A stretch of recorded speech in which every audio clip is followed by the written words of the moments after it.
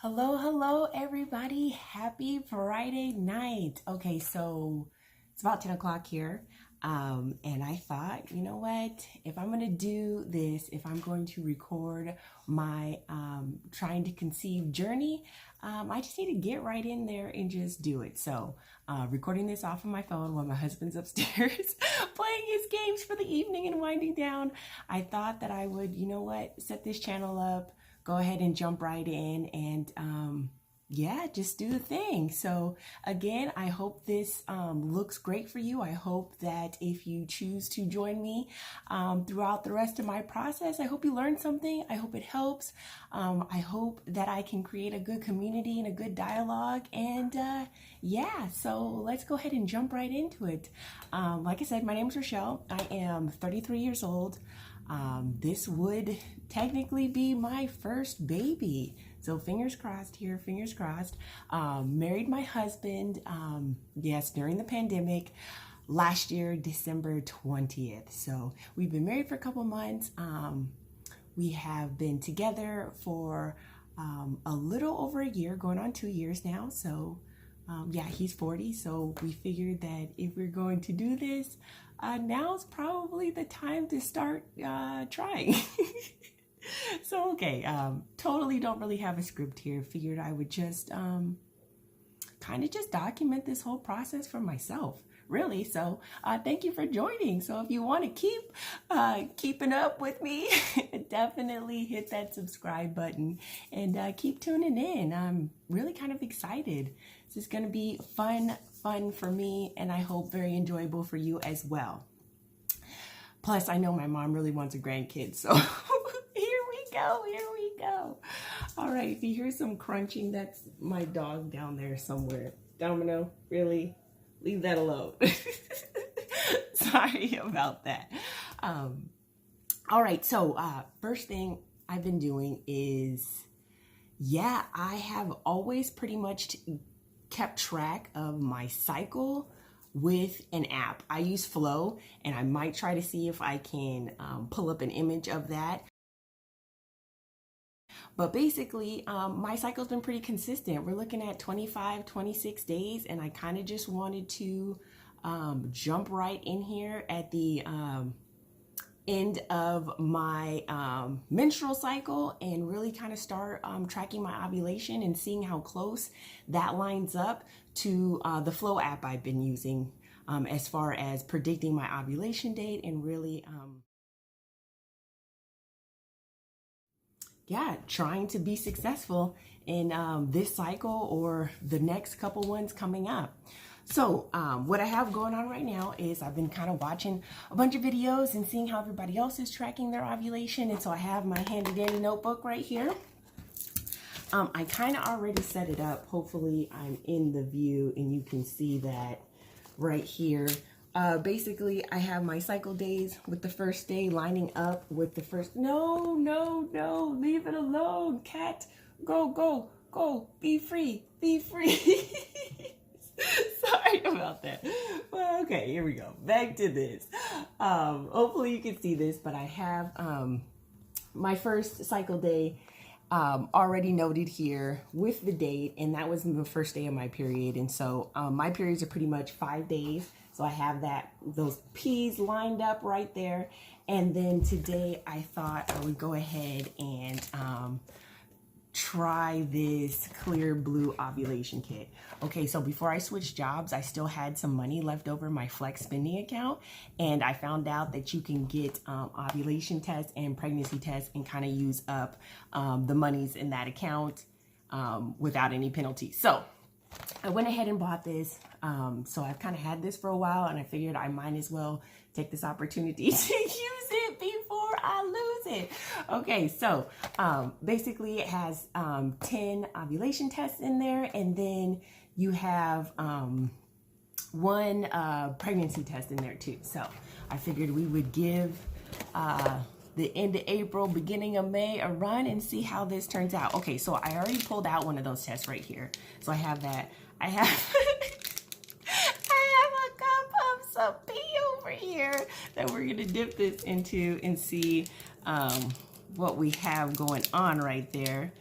So let me get this unwrapped. And while I'm doing that, I guess I can note what I've been doing, because I know having a good cycle, especially in your 30s, where, you know, you really have to be conscious about what you're doing so you can, you know, have the best success.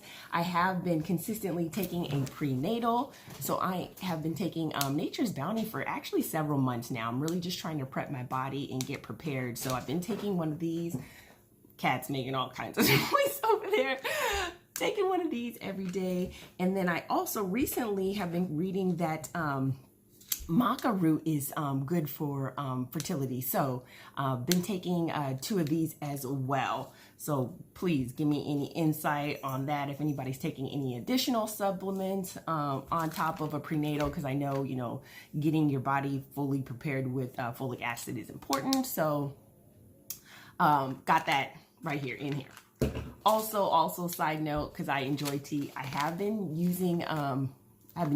drinking this Pink Stork fertility sweet mint tea. I have my handy dandy mug right here with my little tea bag. It smells great. I absolutely love it. Again, I cannot confirm or deny if any of this is useful, but if anybody has tried any of these things, you know, let me know. I do know that, you know, the doctor recommends taking a prenatal early on, just getting your body prepped, you know, good eating habits, you know, maintaining your weight, things like that. So I have been very conscious in doing that, enjoying some tea. Take a sip of that. Again, it's super good. I do love it, just for the taste, if nothing else. But if anybody has tried this tea, please, you know, drop a comment in below and let me know. Okay, so I've unwrapped it. Here is the fertility test. So read the directions already. So it basically says that you want your LH surge line to be as dark as the control line. Again, this is the first day after my period. So again, the Flow app is telling me that I should ovulate probably like 6 or 7 days in. So that should be 1, 2, 3, 4, 5, 6. So probably like the 5th or the 6th should be around my ovulation date. So again, we're trying it with day 1, see what we got going on here. So again, this should be, obviously I'm not ovulating today. So this should be my first test for that negative. So I'm just going to sit that in there for a couple minutes and kind of chit chat with you. But yes, so prior to me really cleaning out my system and really kind of focusing on family planning going forward, had years of birth control. I took the pill for several years, and then I took the shot, the Depo-Provera shot. I think I took that for like 3 or 4 years. After I came off of that, it pretty much took me like a solid 2 years after that to really like get a regular cycle going on again. So that was a little worrisome for me. But again, like I said, I've been pretty consistent for the past at least 2, if not, about 2 years now. My cycle has been, like I said, right on between 25 and 26 days in between for my cycle. So from the first day of my period to the first day of my next period has been about a solid 25, 26 days. So I've been pretty consistent. So again, I'm positive that, you know, my body is responding and doing its thing like it should be doing. So hopefully, we can get a positive pregnancy test here sooner than later. But yay for cycle 1. It's kind of nerve-wracking, to be honest. Been kind of nervous. I guess, you know, they say that there's never like a perfect time to have a baby, but I feel like emotionally ready. I feel pretty financially secure. I would always like to be a little bit more ahead with money, as with anybody. Right now we have a pretty sweet townhouse that we live in.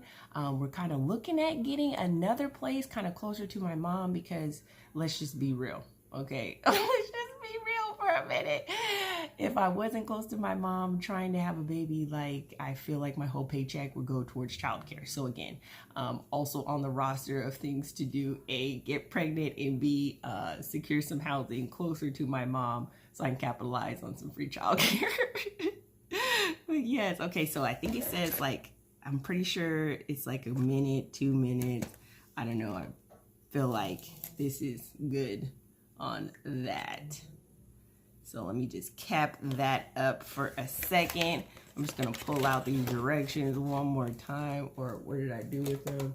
Maybe they're in here, maybe they're not. I think my directions are over there. Yeah, but I think you have to wait like a solid couple minutes on this. Yeah, so we'll put that in there, and then, like I said, I already put the cap on it, so it's kind of just marinating over here. We'll see what it says, but again, here's where we're at right about now. Hopefully you can see that. You got your control line solid right there, and then again, you would want your second line to be as dark or darker than the control line to tell you when your most fertile day is. So yeah, so this is the first video for day one. Again, thank you for joining in, clicking on my button today, and seeing what I have in store. So again, I'm super excited. I'm getting this set up. Again, I really kind of forced myself to throw this video up there because I just wanted to get started on it. I feel like I'm the type of person that would really overthink a situation and then not do it. So I figured, you know what? I'm a night owl. I'm doing my laundry for work tomorrow. Saturday's my Monday. So getting everything ready, I figured I would just take a minute, sit down, and go ahead and fire this up and start it. So hello everybody. Like I said, super excited. All right, here you go. All right, so this is the very first one. It's gonna be part one of me trying to figure out how to do this ovulation tracker journal. So here we go. We've set it up. We put some dates on it. We've taken our first ovulation test the first day after my period has ended. So here we go. Here is that. Boom. Done and done. It is negative for ovulation.